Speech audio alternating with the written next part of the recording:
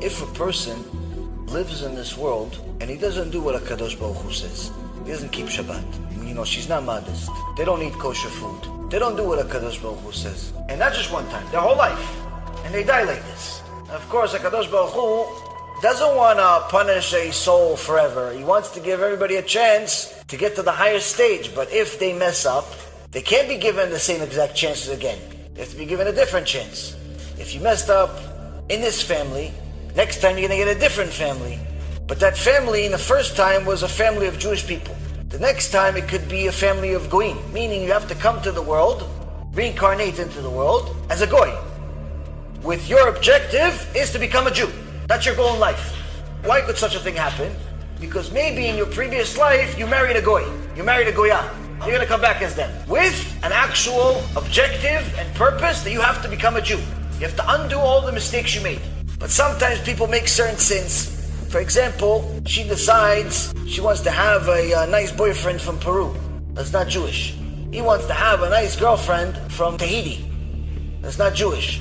So what happens? The Gemara says that if a Jew goes with the Goya, she'll be stuck to him like a dog, with a objective to fix himself.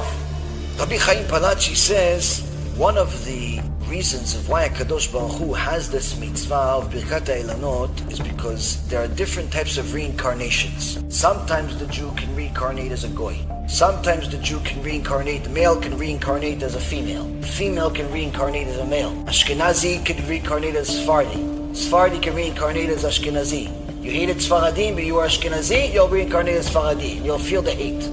Midah keneged midah, measure for measure. A person can come back as a tzomeach, can come back as a tree, can come back as a plant, with a tikkun that's only possible if somebody goes to that tree and does the Birkat HaIlanot. Don't just think, oh, it's a nice mitzvah, Hashem's going to be happy I made this mitzvah first, second, third time in my life, 10th time in my life, wow, Baruch Hashem. No, think also, I have an opportunity right now to mamash save a neshama. Take this neshama from this tree, and then give it another chance. Hopefully it comes back as a human being. Hopefully it fixes itself. So this, Rabotai Karim, is a reality. That there are souls that are trapped and reincarnated in the soil, and plants, and fields. There's a pasuk in the Torah that talks about those people that came back as a stone. It says that they're these stones that are screaming. Do you ever see a stone scream? Do you ever hear it scream? But their stones are screaming. You just can't hear them because Hashem did not give you the ability to hear everything that's around you. Because if you did hear or see everything that's really around you, the world would not be the same. You'd go crazy. But there's a pasuk in the Torah that says these screaming stones. Chachamim say, what are these screaming stones? Because these are the stones that actually have neshamot in them. So for all of those people that don't like to believe in the mystical aspects of the Torah, then you have to probably pick a different religion, because Torah is full of mysticism. It's full of mysticism. But from this mysticism, we also learn that there is schar ve'onesh. There is reward and punishment. If we do good, we will get good. If we do bad, we will get bad. Simple.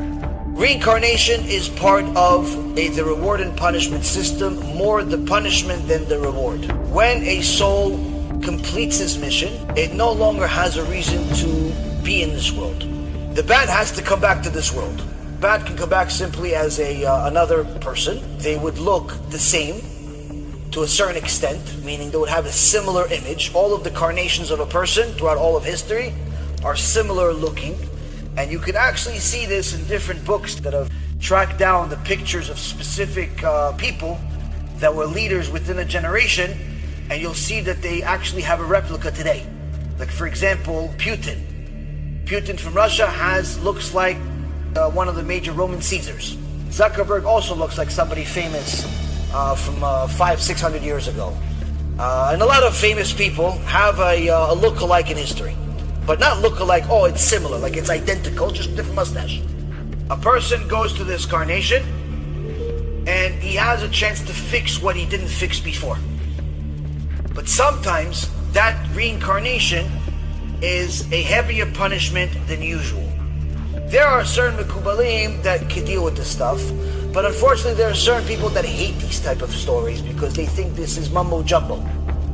Funny thing is that our sages talk about it across the entire Torah.